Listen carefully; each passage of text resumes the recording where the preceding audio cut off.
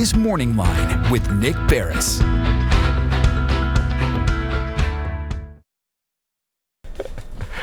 Good morning, everyone. Thanks for joining us on MorningLine. Nick Barris here with you on a Thursday. A good show on tap for you. I think a lot of people have interest in this every single year when the Beacon Center comes out with its pork report, all right?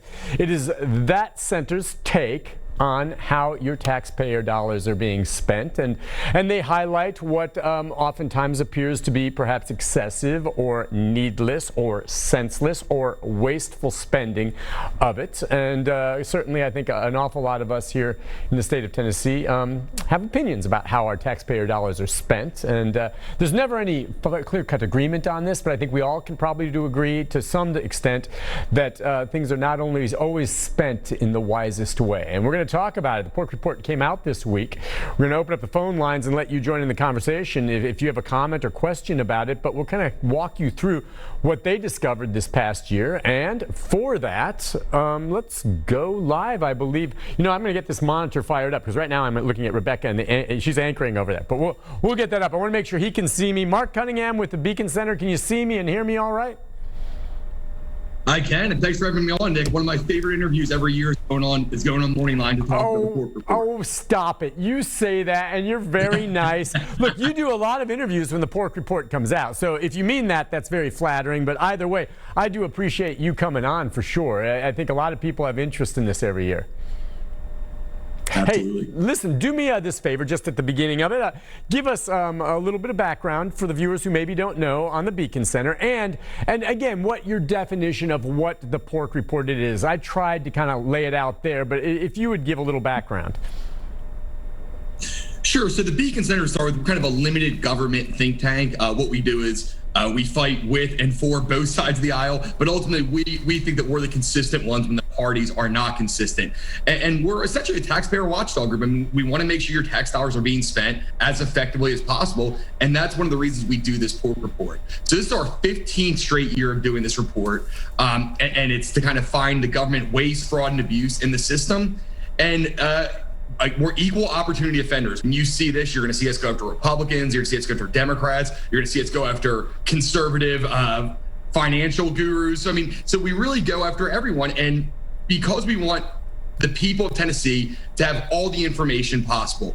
With everything going on right now, we have a pandemic. People are worried about health and safety. They're worried about where their next paycheck's going to come from, if they lost their job or if their business can't open. So they're not paying attention to the news every day. So this is kind of a digestible, easy way for them to see some of the ways that we think their money was wasted the most in the past 12 months. All right. Nice job laying that out. I know in 2020 it's not happening. In the past, I even recall going and doing the story. I don't know if you do this anymore. You used to deliver the pork report over to state lawmakers with someone up in a pig suit. You guys still have the pig suit around there? We did, yeah. We stopped with that one. I didn't want to dress up in the pig suit when I came on, so I think that we're just going to do it normally from here on out. I got you on that. Well, I guess this year, and I don't know if it's every year, but you tend to pick out several examples, 25 examples, as it says, of government waste, fraud, and abuse, all right? And among other things, I guess, and I'm going to let you kind of hit me with some of the highlights, but some of what we looked at as we went over this on the annual pork report cited Nashville for giving away millions of dollars to Amazon and the NFL draft. These big incentives to get these big occasions. And whenever you hit the city leaders about, well, why is this? Well, we have to give a little to get a lot. And my answer to that is always, all right, listen, if it's true that you have to give it to attract it, then fair enough. I just want to know that what we're getting in the end is more than what we had to spend up front. If it is, then I'm okay with it. But it doesn't always work out that way. What do you think? Yeah, well, first of all, that is rarely the case, what you're talking about. I mean, a lot of times they talk about, they have these kind of beforehand, they say, we have this study that says we're going to do this, and the study says we're going to do this. And then a lot of the times that never comes to fruition. Almost every study done beforehand says we're going to make millions of dollars in every deal. And like you said, that's often not the case. There is some deals that are good, but ultimately we would rather have no corporate welfare to go to any of these things because most of the deals, A, don't work out, and B, it's unfair to taxpayers because ultimately you're subsidizing certain businesses or certain events at the expense of other ones. We just don't think the government should be picking winners and losers. And I think that you were actually reading from last year's report, but one of our examples this year, Yeah. One of our examples this year, though, is that we hit, financial guru Dave Ramsey, he got $2 million from the state of Tennessee to expand his headquarters. And obviously, kind of as a fiscal guru, a financial person who I think has helped so many people, you wonder, A, should the government be giving him that money? And we think it's ultimately the government's fault. But B, this guy preaches fiscal responsibility and he wants to look out for everyone.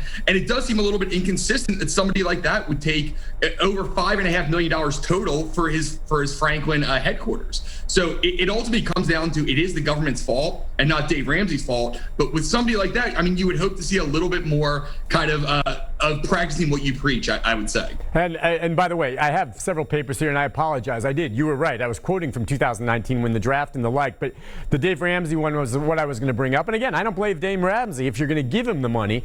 Let me get this from you then, in terms of, can you give me some insight before we hit some other examples you want to point to of the psychology behind that? We know our lawmakers, be it the mayor or the city council of whatever city you happen to be in, want to be stewards of the money, and they know their constituents are looking at that. So when you highlight these, what is it that gets them to do these types of things? Why?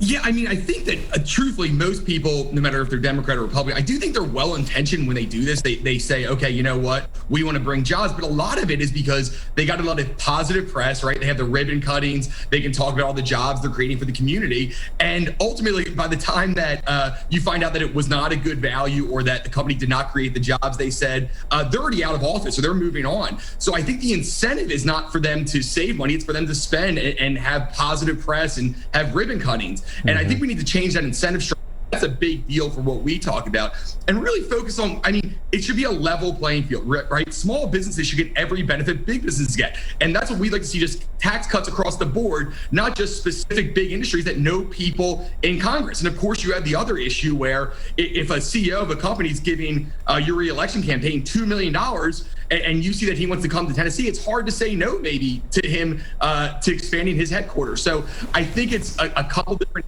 issues, but ultimately I do think that politicians are well-intentioned, but either they're A, uninformed on the actual how this works, or B, they just don't care and they say, well, I get the good press, so I don't really care how it turns out in the end. But I'm going to tend to trust they are well-intentioned, but just misled on this specific issue. It makes me think, and as you said, the pork reports, did you say 15 years now? Okay. 15 years. Yeah. How long have you been with them, Mark? This is my 8th year, so okay. I was a little bit.